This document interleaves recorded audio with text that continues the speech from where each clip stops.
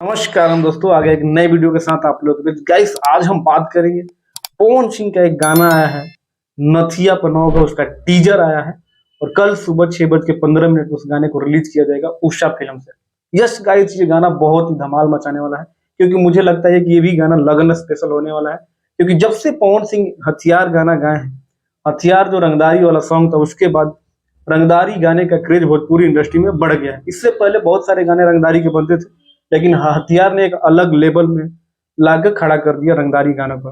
तो आप लोग कल तैयार हो जाइए, कल उषा फिल्म से इस गाने को देखने को मिलेगा। टीजर आ गया है, अभी तक आपने नहीं देखा है तो जाइए उषा फिल्म पे इस गाने को, टीजर को देख सकते हैं। बात कर लेते हैं गाने को लिखा किसने है।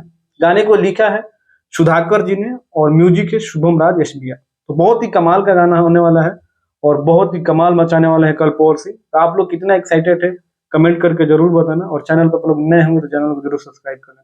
मिलते हैं अगले वीडियो में, तब तक अपने भाई को दो इजाजत। नमस्कार।